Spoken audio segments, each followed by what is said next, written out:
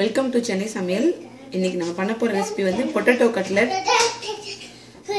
ஒரு சிம்பிளான ஸ்டார்டர். இதுக்கு என்னென்ன வேணும்னு நான் சொல்லிடுறேன். ஒரு 2 மீடியம் சைஸ் பொட்டேட்டோவை பாயில் பண்ணி நல்லா இந்த மாதிரி ஸ்மாஷ் பண்ணிக்கோங்க. லைம் ஜூஸ், இது ஆப்ஷனல், வேணும்னா இருந்துச்சுன்னா யூஸ் பண்ணிக்கோங்க, இல்லாட்டினா வேண்டாம். 2 கிரீன் சில்லியை ஃபைனாக சாப் பண்ணிக்கிட்டேன். டர்மரிக் பவுடர், பிரெட் கிரம்ஸ் வந்து நான் பிரெட்டை வந்து மிக்சியில் போட்டு நல்லா சுற்றிட்டேன். ஸோ பண்ணிங்கன்னா இந்த மாதிரி ஆகிடும். நான் வீட் பிரெட்டை பண்ணியிருக்கேன். Coriander leaves. ஸோ இப்போது செய்ய ஆரம்பிச்சிடலாம். இப்போ இந்த ஸ்மாஷ் பண்ணி வச்சுருக்க பொட்டேட்டோவில் தேவையான அளவுக்கு சால்ட்டு, க்ரீன் சில்லி, அந்த கொரியாண்டர் லீவ்ஸ், டர்மரிக் பவுடர் வந்து ஒரு 1/4 டீஸ்பூன் ஆட் பண்ணி எல்லாத்தையும் நல்லா மிக்ஸ் பண்ணிக்கோங்க.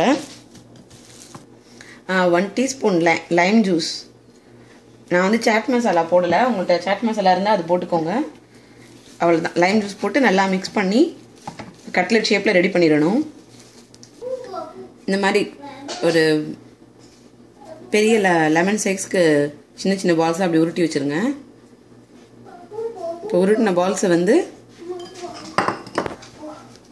பால்ஸ் அப்படி கையில் வச்சு நல்லா அப்படி கட்லெட் மாதிரி ஷேப் பண்ணிக்கோங்க. ஷேப் பண்ண கட்லெட்டை பிரெட் கிரம்ஸில் போட்டு நல்லா டிப் பண்ணி எடுத்துக்கோங்க.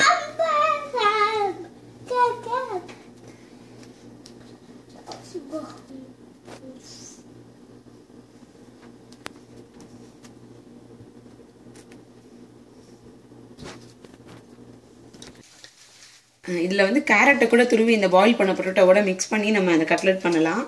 இதில் நம்ம பைண்டிங் ஏஜென்ட் எதுவுமே யூஸ் பண்ணல. கடலை மாவு, அரிசி மாவு, only potato, turmeric powder, salt தான் யூஸ் பண்ணியிருக்கோம். இது ரொம்ப ஹெல்த்தியான டிஷ்ஷும் கூட, ரொம்ப டேஸ்ட்டாக இருக்கும். குழந்தைங்க பெரியவங்க எல்லாமே சாப்பிடலாம். ஏன்னா நம்ம டீப் ஃப்ரை பண்ண போகிறது இல்லை, ஷாலோ ஃப்ரை தான் பண்ண போகிறோம். ஸோ ஒரு டீ டைம் ஸ்நாக்ஸாக லோ கலோரி ஃபுட் இது. இந்த மாதிரி ஒரு நான்ஸ்டிக் தோசைக்கல்லை நல்லா ஹீட் பண்ணிக்கோங்க. நான் வந்து நல்லெண்ணெய் தான் யூஸ் பண்ணுறேன். 1 டேபிள் ஸ்பூன் நல்லெண்ணெய் ஸ்ப்ரெட் பண்ணிக்கோங்க. இப்போ ஹீட் ஆகிடுச்சு. நம்ம பேட்டிஸ் வந்து அதில் அரேஞ்ச் பண்ணிடலாம் கட்லெட்டை. இப்போ எண்ணெயை வந்து அந்த பேட்டிஸ் கட்லெட்டை சுற்றி அப்படியே ஸ்ப்ரெட் பண்ணி விடுங்க. லைட்டாக ஸ்ப்ரிங்கிள் பண்ணுற மாதிரி விட்டுருங்க.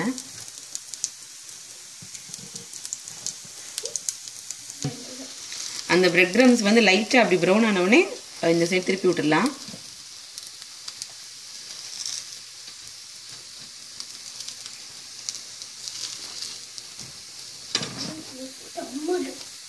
ஃப்ளேம் வந்து மீடியமில் வச்சுக்கோங்க, ரொம்ப ஹையில் வச்சிங்கன்னா தீஞ்சிடும். இப்போ நம்மளோட ஆலு டிக்கீஸ் ரெடி ஆயிடுச்சு. ஒரு 5 மினிட்ஸ் டோஸ்ட் பண்ணால் போதும். 2 சைடு சேர்த்து ஸ்டவ் ஆஃப் பண்ணிடலாம். இப்போது பிளேட்டுக்கு ட்ரான்ஸ்ஃபர் பண்ணிடலாம். நம்மளோட பொட்டேட்டோ கட்லெட் வந்து ரெடி ஆயிடுச்சு. நான் பிளேட்டுக்கு ட்ரான்ஸ்ஃபர் பண்ணிட்டேன். டொமேட்டோ கெச்சப் போட்டு சாப்பிட ரொம்ப நல்லாயிருக்கும். பிரெட்டை வந்து நல்லா பிரெட்டை டோஸ்ட் பண்ணி சென்டரில் வந்து இந்த கட்லெட்டை உள்ளே வச்சு சாப்பிட்லாம். ஒரு ஸ்டஃபிங் மாதிரி யூஸ் பண்ணிக்கலாம். அதுக்கும் ரொம்ப சூப்பராக இருக்கும். எல்லோரும் லைக் பண்ணி சாப்பிடுவாங்க. தேங்க்ஸ் ஃபார் வாட்சிங்.